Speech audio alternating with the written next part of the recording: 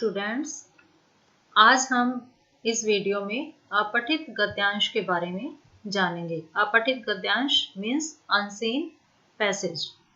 यह प्रश्न आपके एग्जाम में 10 मार्क्स का आता है और क्वेश्चन पेपर का यह सबसे पहला पार्ट है अपठितांश अवबोधनम के नाम से।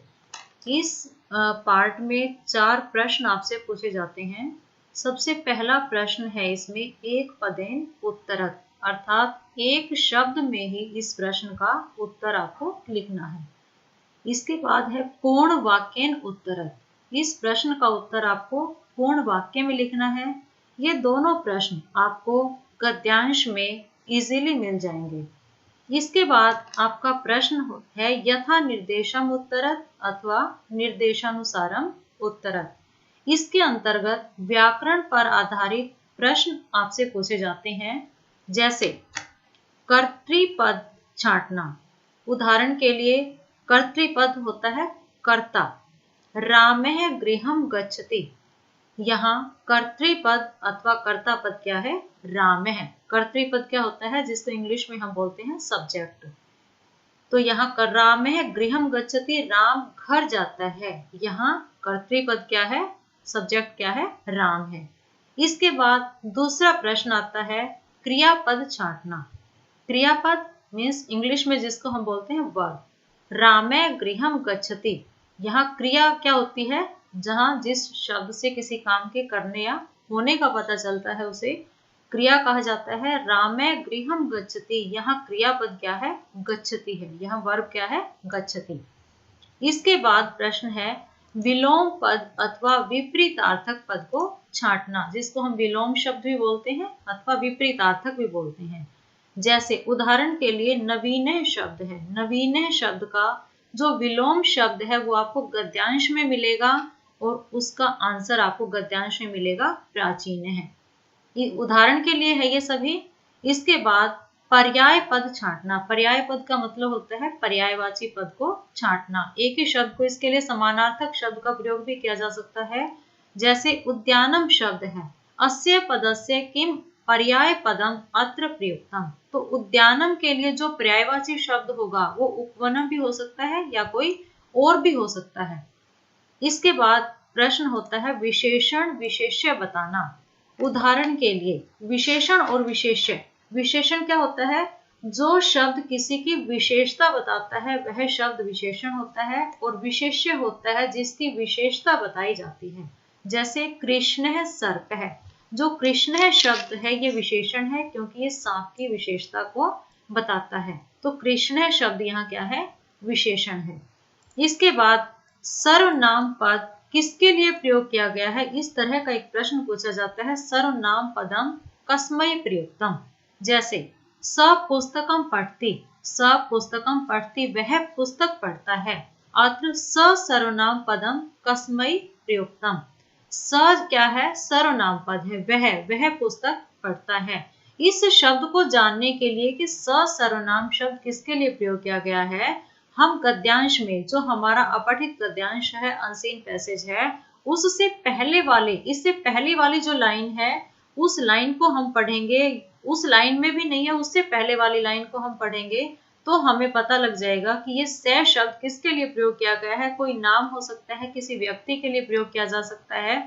इस तरह से स शब्द कस्मै प्रयुक्तम अगर हमारे अनसीन पैसेज में, हमारे गद्यांश में वहां लिखा हुआ है राम है, ये राम शब्द के लिए अगर प्रयोग किया गया है तो यहाँ हम इसका आंसर लिखेंगे रामाय, क्योंकि स शब्द किसके लिए प्रयोग किया गया है? राम के लिए। तो इसका हम उत्तर लिखेंगे रामाय। इसके बाद जो अंतिम प्रश्न है, इस अस्य गद्यांशस्य समुचितम शीर्षकम लिखत। इस गद्यांश का समुचित शीर्षक लिखिए। अब शीर्षक हमें छोटा लिखना होता है, बड़ा शीर्षक हमें नहीं लिखना होता। तो जिस इस गद्यांश में जिसका सबसे अधिक जिक्र होता है, जिसके बारे में ज्यादा चर्चा होती है, उसी से संबंधित हमें शीर्षक को लिखना होता है। मान लीजिए गद्यांश जो हमारा है वो परोपकार से संबंधित है, तो हम छोटा सा उसका शीर्षक देंगे परोपकार है।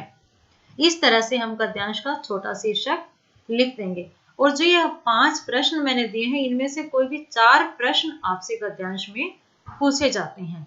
अब चलिए देखते हैं गद्यांश को। सबसे पहले में ये गद्यांश है, इसकी व्याख्या, इसका अर्थ आपको समझाती हूँ। सूर्य प्रातः काले पूर्वस्याम दिशायाम उदेति। सूर्य प्रातः काल पूर्व दिशा में उदय होता है। प्रातः काले सूर्यस्य प्रकाशः अंधकारम अपनयति। प्रातः काले, प्रातः काल सूर्यस्य प्रकाशः, सूर्य का प्रकाश अंधकार को दूर करता है, अपनयति दूर करता है। तदा प्रकृति शोभा अतीव रमणीया भवति। तब प्रकृति की शोभा बहुत ही सुंदर होती है। शीतलः मंदः सुगंधः च समीरः चलति। शीतल, मंद और सुगंधित समीरः हवा चलती है। शीतल, मंद और सुगंधित हवा चलती है। खगः वृक्षेषु मधुरम पूजन्ति। पक्षी वृक्षों पर मधुर पूजन करते हैं। उपवनेषु पुष्पाणि सरोवरेषु च कमलानि विकसन्ति। उपवनेषु, उपवनों में, बाग में पुष्पाणि फूल और तालाबों में, सरोवर में कमल खिलते हैं। विकसिता नाम पुष्पाणाम उपरि स्थित्वा भ्रमरः मधुरम गुंजन्ति। खिले हुए फूलों के ऊपर बैठकर भंवरे मधुर गुंजन करते हैं। आश्रमेषु मुनयः स्नानं कृत्वा सूर्यं नमन्ति ईश्वरं च भजन्ति। आश्रमों में मुनि स्नान करके सूर्य को नमस्कार करते हैं और ईश्वर का भजन करते हैं। ग्रामेषु कृषकः प्रातः राशं कृत्वा हल सहितान् बलिवरदान नीत्वा क्षेत्राणि प्रति गच्छन्ति। गांवों में किसान प्रातः राशं कृत्वा, नाश्ता करके, हल सहित बैलों को लेकर खेतों की ओर जाते हैं। जनः उपवनेषु भ्रमणं कुर्वन्ति। लोग बागों में भ्रमण करते हैं, घूमते हैं। छात्रः विद्यालयं गच्छन्ति। छात्र विद्यालय जाते हैं। ते तत्र पाठान पठन्ति लेखान च लिखन्ति। वे वहां पाठों को पढ़ते हैं और लेखों को लिखते हैं। अस्माकं जीवने सूर्यस्य अत्यधिकं महत्वम् अस्ति। हमारे जीवन में सूर्य का अत्यधिक महत्व है। अस्यैव प्रकाशे जगतः सर्वः व्यवहारः प्रचलति। इसके प्रकाश से ही संसार का संपूर्ण व्यवहार चलता है। अस्य दिनपति, रवि, दिनमणि, आदित्य, भास्कर, दिनेश इत्यादीनि अनेकानि अभिधानानि सन्ति। इसके दिनपति, रवि, दिनमणि, आदित्य, भास्कर, दिनेश इत्यादि अनेक नाम हैं। गायत्री मंत्र है अस्यैव स्तुतिं करोति। गायत्री मंत्र इसकी ही स्तुति करता है। तो स्टूडेंट्स, ये गद्यांश हमने इसका अर्थ समझा है अभी। अब देखते हैं इसके प्रश्न के बारे में। इसमें क्या प्रश्न दिए गए हैं, उनके उत्तर देखते हैं। इसको हल करने की कोशिश करते हैं। सूर्य कस्याम दिशायाम उदेति। अब एक पदेन उत्तरत है, इसका एक पद में ही हमें उत्तर देना है। अब हम गद्यांश को देखेंगे।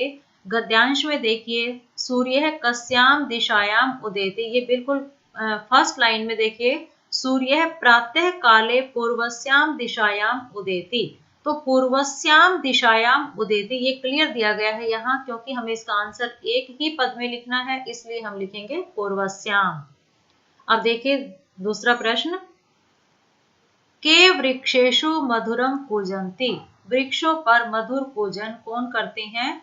देखिए गद्यांश में ये पंक्ति मिलेगी आपको, खगः वृक्षेषु मधुरम पूजन्ति। पक्षी वृक्षों पर मधुर पूजन करते हैं। तो एक ही पद में उत्तर देना है, इसके लिए हम लिखेंगे खगः।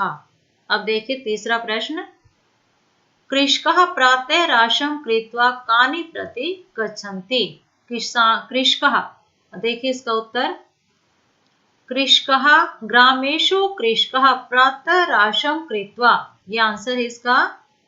ग्रामेषु कृषकः प्रातः राशं कृत्वा हल सहितान बलिवरदान नीत्वा क्षेत्राणि प्रति गच्छन्ति। तो इसका आंसर क्या है? क्षेत्राणि। अब देखते हैं अगला प्रश्न, केषां जीवने सूर्यस्य महत्वम् अस्ति। केषां जीवने, किनके जीवन में सूर्य का महत्व है?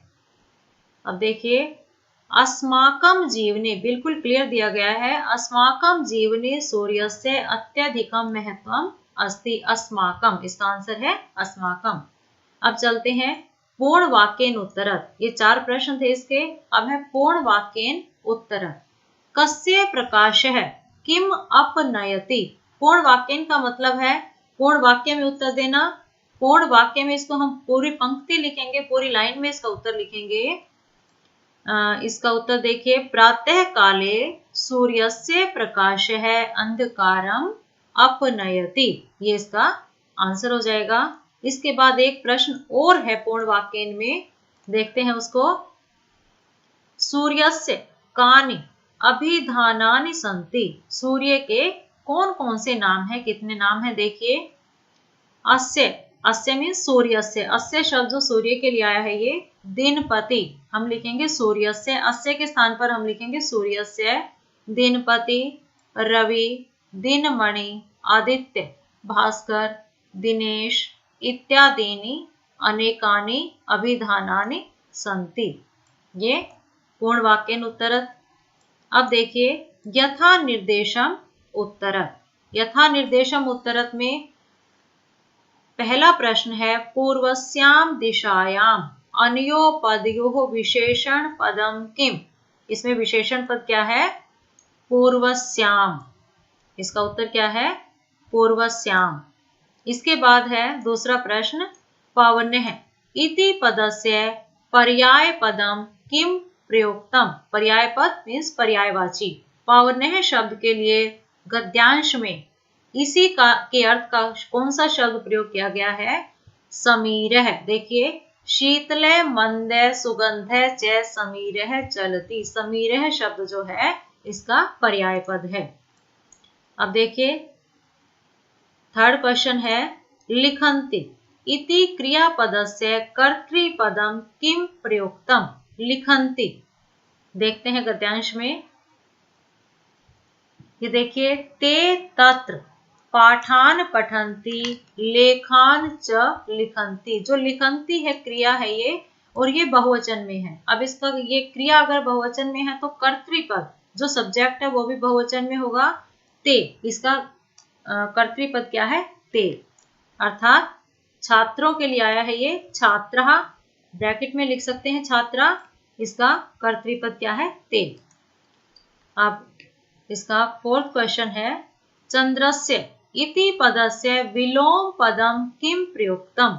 चंद्रस्य, चंद्रस्य इति पदस्य, इस पद का विलोम पद यहाँ क्या प्रयोग किया गया है। देखते हैं गद्यांश में। चंद्रस्य का विलोम पद क्या है, सूर्यस्य। इसके बाद इसका लास्ट क्वेश्चन है, अंतिम क्वेश्चन है गद्यांशस्य कृते उचितम शीर्षकम लिखत। गद्यांश के लिए उचित शीर्षक लिखिए। ये मैंने आपको पहले बताया था कि गद्यांश का शीर्षक जिसके बारे में अधिक चर्चा की गई हो, जिसके बारे में ज्यादा बात की गई हो, बताया गया हो, उसी से रिलेटेड हम इसका शीर्षक देंगे। तो इसमें किसके बारे में, किसके महत्व के बारे में बताया गया है, सूर्य के महत्व के बारे में बताया गया है। तो इसका शीर्षक होगा सूर्यस्य महत्वम। तो स्टूडेंट्स ये समझ आ गया होगा आपको। Thank you. Thank you students. अपठित गद्यांश से रिलेटेड क्वेश्चंस आपको समझ में आ गए होंगे। अगर आपको कोई डाउट है तो आप कमेंट बॉक्स में कमेंट डाल सकते हैं, और आगे भी व्याकरण से रिलेटेड हमारी वीडियोस आती रहेंगी। अपडेट रहने के लिए चैनल को सब्सक्राइब कीजिए।